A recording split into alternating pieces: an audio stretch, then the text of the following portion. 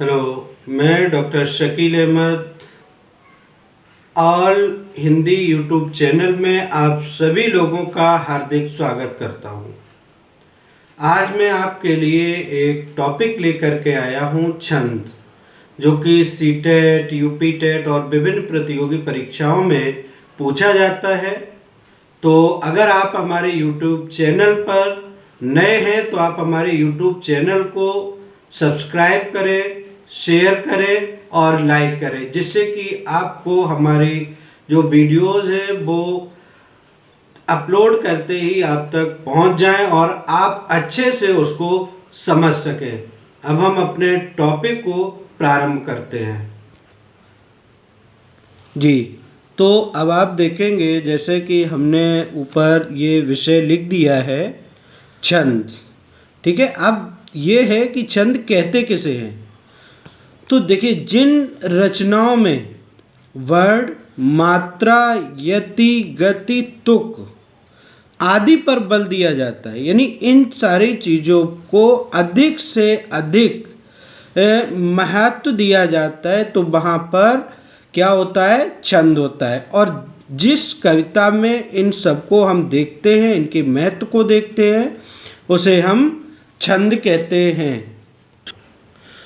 अब छंद में जब हम कविता पढ़ते हैं तो उसको, छंद को हम कैसे गिनते हैं वो आप यहाँ पर देखेंगे। देखिए, उसमें एक लघु होता है और एक गुरु होता है ना।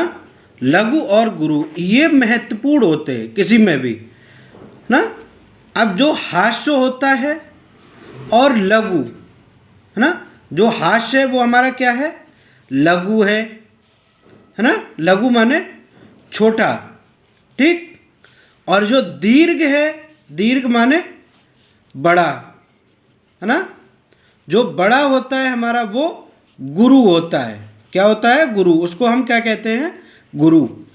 इस लघु की जो मात्रा होती है उसको हम एक डंडे से ऐसे दर्शाते हैं, ठीक। ये जो डंडा, ये जो हमने खींचा है, इस डंडे से इसको हम दिखाते हैं कि ये हमारी लघु की मात्रा है। और जो दीर्घ की मात्रा होती है उसको हम ऐसे ऐस से दिखाते हैं, ऐस इसका चिन्ह होता है ना, ठीक। तो इसको हम एक गिनते हैं और इसको हम कितना गिनते हैं, दो, ठीक। ये निशान जो है इसका मतलब दो होता है और इसका मतलब जो है वो एक होता है, ठीक।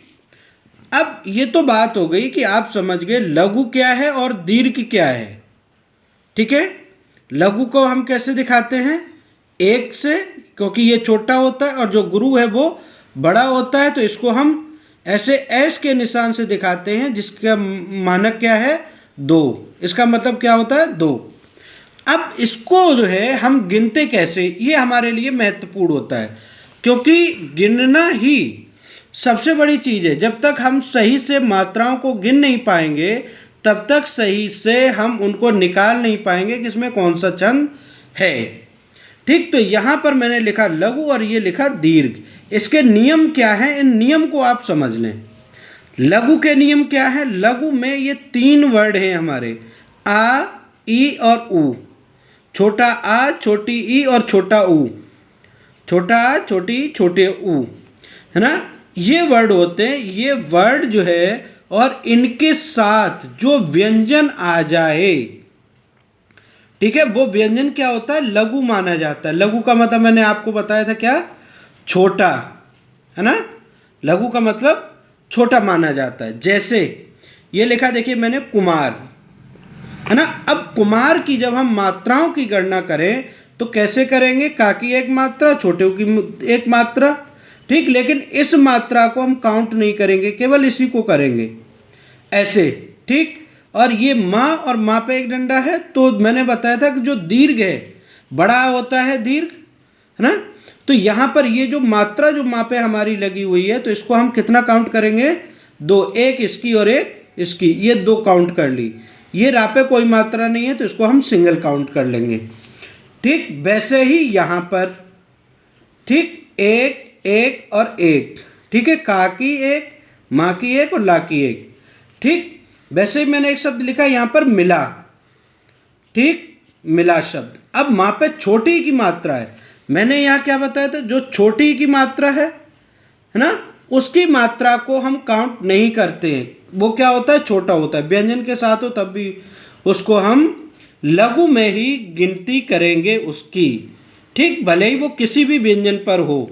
तो यहाँ तो आप यहाँ पर समझ लें कि किसी भी व्यंजन पर हो तो उसकी एक ही मात्रा काउंट करेंगे, या आप ये समझ लें कि इसकी मात्रा को हम काउंट नहीं करेंगे।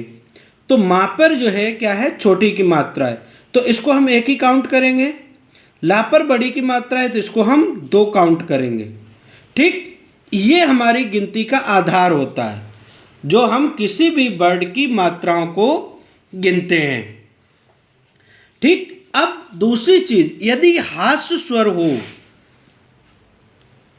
यदि हास्य स्वर हो ना, और उस पर क्या हो, हमारा चांद बिंदु, जिसको चंद्र बिंदु हम कहते हैं, जो मैंने ये यहाँ पर देखिए, ये मैंने दिखाया भी है, जो चंद्र बिंदु है, अगर ये लगा हो, ठीक है, तो वह भी लघु ही होगा, दीर्घ नहीं बनेगा। यानी कि क्या होगा, अगर हमारा चांद और बिंदु है तो उसकी भी गणना हम 1 से ही करेंगे, उससे ज़्यादा में नहीं करेंगे।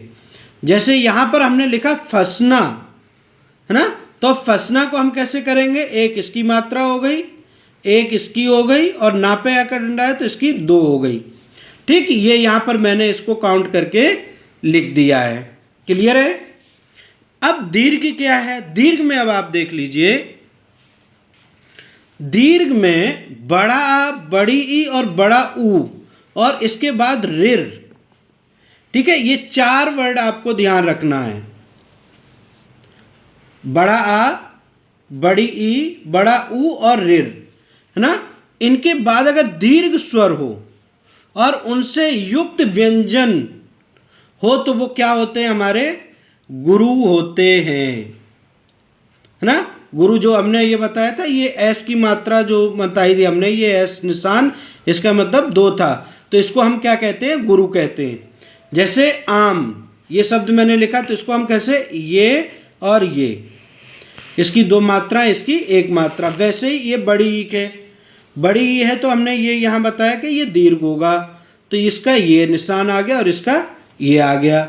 वैसे ही मैंने आपको बताया बड़ा ऊ, ना, तो इसकी ये मात्रा आ गई और ये आ गई। क्लियर है। वैसे ही आप इसमें ऋषि भी लिख सकते हैं, तो ऋषि की कितनी, 2 मात्राएं हो जाएंगी, ठीक है। अगला नियम अब आप देखिए, ए और ओ औ, अगर इनसे मिला हुआ कोई स्वर है, ठीक, यानी इनकी मात्राएं हैं, तो इसमें जो व्यंजन है वो हमेशा क्या होगा, गुरु होगा, ठीक। जैसे ये ऐनक है तो इसकी मात्रा भी हम 2 में ही गिनती इसकी करेंगे, इस का की 1 में करेंगे, इस ता की 1 में। और ये जो है, ये देखिए यहाँ पर ये मैंने वर्ड दिया है आपको, ये ए और ओ औ, ये दोनों ही वर्ड हमारे क्या होते हैं, दीर्घ। गुरु का मतलब दीर्घ, है ना। तो यहाँ पर भी ओखर और ये औरत, तो इस हिसाब से हम इनको काउंट कर लेते हैं। उसके बाद अगर कोई अनुस्वर है, अनुस्वर का मतलब होता है जो सिर्फ किसी भी वर्ड पर ऊपर बिंदी है, चांद नहीं है ना, तो वहाँ पर क्या होगा, वो गुरु होगा हमारा। जैसे ये चंचल, पंडित, है ना, तो इसकी मात्रा हम ऐसे काउंट करेंगे, है ना। ये चांद, चापे बिंदी है तो ये ऐसा हो गया, ये 1 हो गया, ये 1 हो गया, ठीक। वैसे ही इसको हम 2 से काउंट कर लेंगे पन को। और टित, छोटी की मात्रा जो मैंने देखी यहाँ पर, ये आपको बताया था कि इसकी मात्रा क्या होगी, सिंगल काउंट होगी, है ना। तो इसको हम सिंगल काउंट करेंगे और इस ता को सिंगल काउंट करेंगे, ठीक है। अब उसके बाद नियम नंबर 6, विसर्ग जो होते हैं हमारे, है ना, वो अगर हैं तो उनकी मात्रा भी हम किस में, गुरु में ही काउंट करते हैं। जैसे विसर्ग क्या है, ये देखिए, ये 2 बिंदी जो छोटी सी रखी हुई हैं वो हमारी विसर्ग है। वैसे ही यहाँ पे देखिए स्वतः, प्रातः, है ना, तो ये बिंदी जो है हमारी, वो किस में हमारी काउंट होंगी, गुरु में। अब बात आती है कि अगर संयुक्त वर्ड हो से पूर्व, है ना, कोई लघु वर्ड हो, लघु माने छोटा तो वो भी किसमें, दीर्घ में ही काउंट होता है। क्लियर है। जैसे कर्म, तो ये माँ जो है, माँ पे जो रा है ये तो सिंगल काउंट होगा, लेकिन ये का जो है वो हमारा डबल काउंट होगा। ठीक है, ऐसे करके, है ना। वैसे ये सा जो है हमारा डबल में काउंट होगा और ये चा जो है वो सिंगल में काउंट होगा। ठीक है, अब देखिए आगे। तो अब हमारा जो दूसरा टॉपिक है वो है दोहा, जो इसी का भाग है, जो हमारे एग्जाम में आते हैं। वो पूछा जाता है, जैसे कोई पंक्ति दे दी कि इसमें दोहा है, सोटा है, चौपाई है, बरवय है, छंद कौन सा है। तो इसमें जब ये पूछा जाता है तो इसमें जो है होता क्या है कि इसमें दोहे में हमारे 4 चरण होते हैं। कितने? 4 चरण। क्या है, अभी ये दोहा हम आपको देंगे उसमें बताएंगे। इसके पहले और तीसरे चरण में कौन कौन सा, पहला और तीसरा, इनमें कितनी 13 मात्राएं होती हैं। क्लियर है। और दूसरे और चौथे में ये हमारी 11 मात्राएं होती हैं।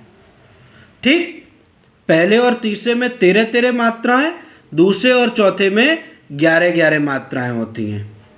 ठीक, अब यहाँ पर देखिए मैंने एक ये उदाहरण दिया है, मेरी भव बाधा हरो राधा नांगर सोए, जा तन की जाही परे श्याम हरित दुति होए।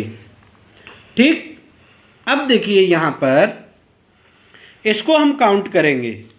वहाँ पे एक ही मात्रा है तो एक ही मात्रा को हम किस में, डबल में काउंट करेंगे। मैंने पीछे आपको बताया था। रा पे बड़ी की मात्रा है तो इसको भी हम डबल में काउंट करेंगे। और भाज है वो क्या है, लघु है, दीर्घ नहीं है, इस पर कोई मात्रा नहीं है, तो इसको हम 1 में काउंट करेंगे। बाधा में देखिए दीर्घ है, बड़ा हो गया, बड़ा को मैंने आपको बताया था कि इसको हम काउंट करते हैं किसमें, दीर्घ में। तो दीर्घ का ये निशान होता है, ऐसे हम इसको काउंट करेंगे। हा पे कोई मात्रा नहीं, ये लघु है, इसको हम ऐसे काउंट करेंगे। और रा पे जो है ओ की मात्रा है, वो हमारा दीर्घ होता है, जिसको हम ऐसे काउंट करेंगे। क्लियर है। वैसे ही हम इस राधा को काउंट कर लेंगे, नांगर को काउंट कर लेंगे, ठीक है, और सोए को काउंट कर लेंगे। ये हमने इसको गिन लिया। अब देखिए जो मैंने आपको बताया था 4 चरण होते हैं। 4 चरण कौन से हैं, यहाँ से और यहाँ तक एक चरण हो गया, यहाँ से यहाँ तक दूसरा चरण हो गया, यहाँ से यहाँ तक तीसरा चरण हो गया, यहाँ से यहाँ तक चौथा चरण हो गया। ठीक है, तो यहाँ पर आपने देखा कि यहाँ पर एक कॉमा लगा हुआ है, एक यहाँ पर कॉमा लगा हुआ है। तो कॉमा से पहले का जो भाग है वो एक चरण में आ गया, कॉमे के बाद का जो भाग है वो एक चरण में आ गया। वैसे ही दूसरी लाइन में, तो यहाँ से यहाँ तक जो है वो एक हो गया, यहाँ से यहाँ तक दूसरा हो गया। अब हम इसको गिन लेते हैं। मैंने आपको बताया कि इसके किसमें, पहले और तीसरे चरण में 13 मात्राएं। अब 13 हम इसकी मात्राएं गिन लेते हैं। 2, 2, 4, 1, 5, 1, 6, 7, 8, 9, 10, 11, 12, 13 हो गई। क्लियर है। अब यहाँ हमें कितनी गिननी है, दूसरे और चौथे में 11।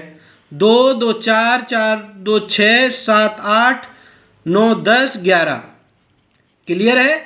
ऐसे करके इनको आप गिन लेंगे। वैसे ही आप यहाँ से यहाँ तक अगर गिनेंगे तो वो आपको 13 मात्राएं मिलेंगी, और यहाँ से यहाँ तक अगर आप गिनेंगे तो आपको 11 मात्राएं मिलेंगी। अब देखिए अगला है हमारा सोरठा। सोरठा क्या है, जो सोरठा होता है वो दोहे का उल्टा होता है ना। इसके पहले और तीसरे चरण में 13 थी, तो पहले और तीसरे चरण में आपकी यहाँ पर हो जाएंगी 11 मात्राएं। पहले और तीसरे चरण में 11। यहाँ कितनी थी, 13। यहाँ कितनी हो गई, 11। यहाँ दूसरे और चौथे चरण में 13 हो गई। यहाँ कितनी हो गई थी, 11। ठीक, तो यहाँ पर कितनी, 13 मात्राएं हो गई। अब देखिए उदाहरण आप देख लीजिए। मूक होई बाचाल पंगु, चढ़ई गिरबर गहन। अब यहाँ पर देखिए ये कॉमा लगा हुआ है, ठीक है। तो ये जब कॉमा है तो एक चरण हमारा यहाँ से यहाँ तक हुआ, इतने में हमें कितनी 11 मात्राएं चाहिए, ठीक है। अब इसको हम काउंट कर लेते हैं। बड़े ऊ की मात्रा है, ये दीर्घ होता है, इसको हम ऐसे काउंट करेंगे, इसको ये काउंट कर लेंगे। ओ की मात्रा है ये और ये और ये और ये। अब देखिए हम काउंट कर लें कि क्या हमारी 11 मात्राएं पूरी हो गई, ठीक है। 2 3 2 5 1 6 6 2 8 8 और 2 10 और 1 11। ये 11 मात्राएं हमारी पूरी हो गई। अब यहाँ से यहाँ तक हम गिन लेते हैं। पंग पे जो चांद और बिंदी है वो दीर्घ होता है, मैंने आपको बताया था। तो यहाँ पर ये हो गया, ये हो गया, ये,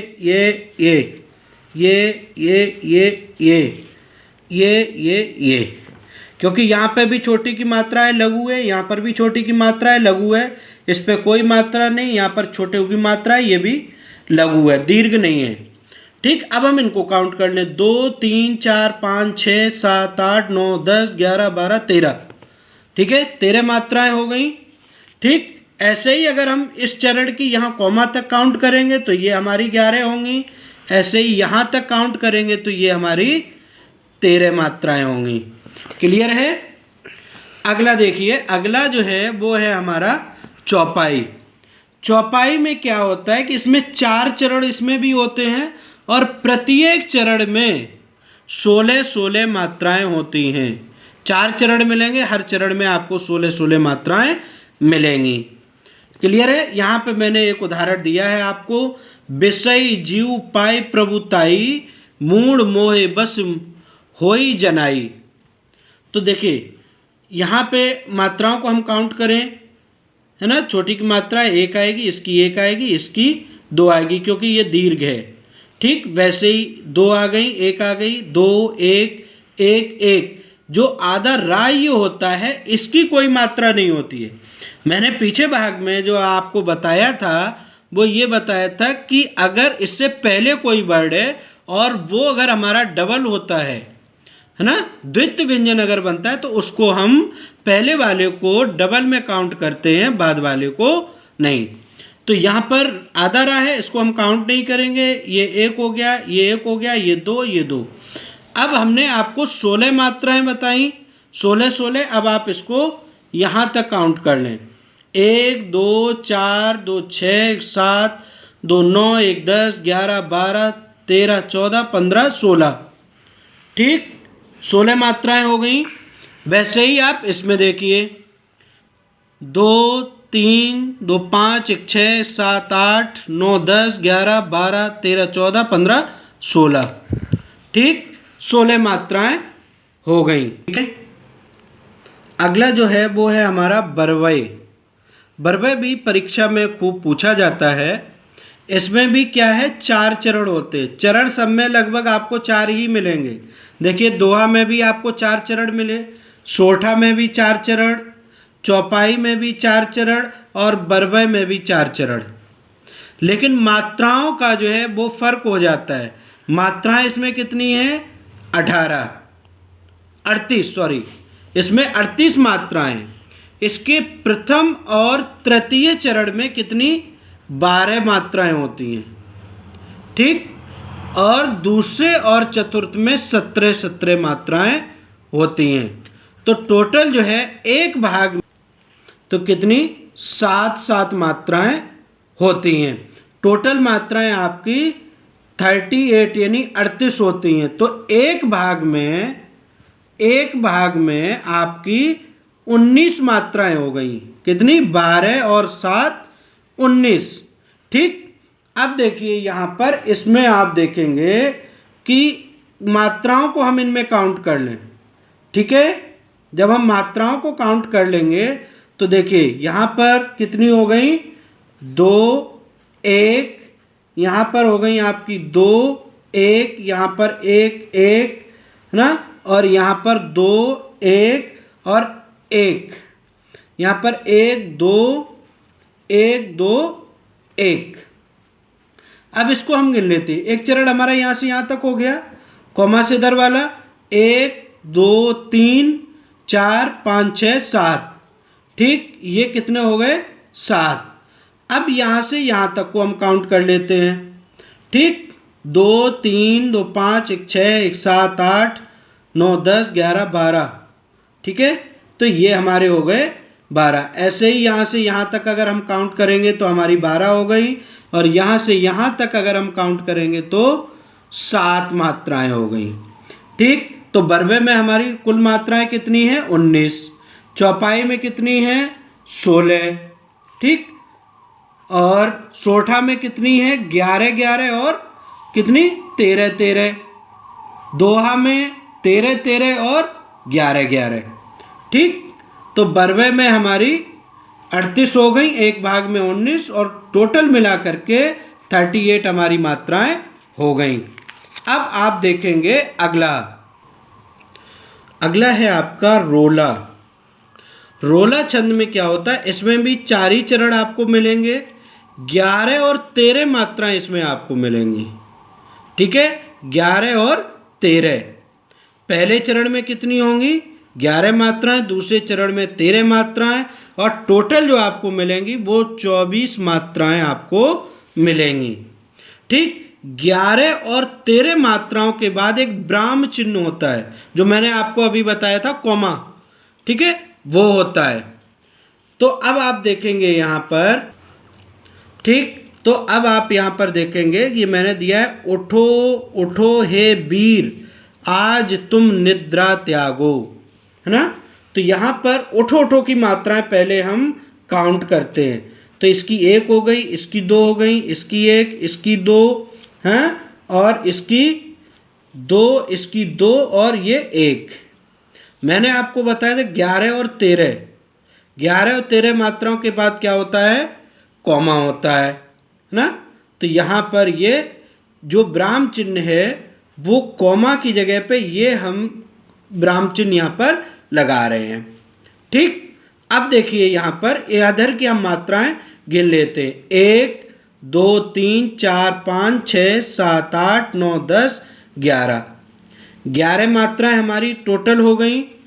ऐसे ही हम इधर लगा लेते हैं, 2 1 2 1, है ना, 1 2, है ना, और यहाँ पर हमारी हो जाएंगी 1 2 और 2, ठीक। अब देखिए हमें कितनी चाहिए 13 मात्राएं, तो 13 मात्राएं में हम इनको गिन लेते हैं, 2 1 3 3 2 5 1 6 1 7 7 2 9 1 10 10, और ये हो गई हमारी, हाँ ये छोटी की मात्रा है तो यहाँ पर 1 आएगी, ठीक। तो ये हो गई हमारी 13 मात्राएं। इसी तरीके से हम इन सब की गिन लेंगे तो हर एक उसमें हमें जो है 24 मात्राएं टोटल देखने को मिलेंगी। कितनी 24, 11 और 13 24, टोटल कितनी मात्राएं हो गई हमारी 24। अब आता है हमारा कुंडलिया छंद। इसमें सिर्फ 6 चरण होते हैं। अभी तक आपको 4 चरण मिले हैं, अब आपको कितने मिले 6 चरण इसमें, और इसमें प्रत्येक चरण में आपको 24 मात्राएं मिलेंगी। कभी कभी एग्जाम में प्रश्न ये आता है कि जो कुंडलिया छंद है उसका निर्माण किससे मिलकर हुआ है, तो वो आप याद रखेंगे कि दोहा और रोला, इन 2 छंदों को अगर हम जोड़ दें तो वो हमारा क्या बन जाता है कुंडलिया छंद बन जाएगा। अगर हम दोहा और दूसरा रोला, इन 2 छंदों को अगर हम जोड़ दें तो हमारा कुंडलिया छंद बन जाएगा। दूसरी जो कुंडलिया छंद की सबसे बड़ी पहचान है वो ये है कि ये जिस शब्द से प्रारंभ होगा उसी शब्द पे जाकर के ये समाप्त हो जाएगा। जैसे यहाँ क्या है रंभा, तो यहाँ पर भी आपको रंभा ही अंत में मिल गया, ठीक है। तो ये जो था आज आपका छंद का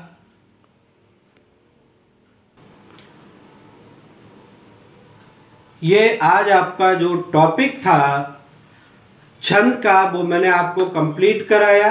और मैं समझता हूँ कि इस टॉपिक को आप बहुत अच्छी तरीके से समझ पाए होंगे और इस हमारा जो यूट्यूब चैनल है ऑल हिंदी, आप उसको सब्सक्राइब जरूर करेंगे और आगे भी आप फॉरवर्ड करेंगे। जय हिंद।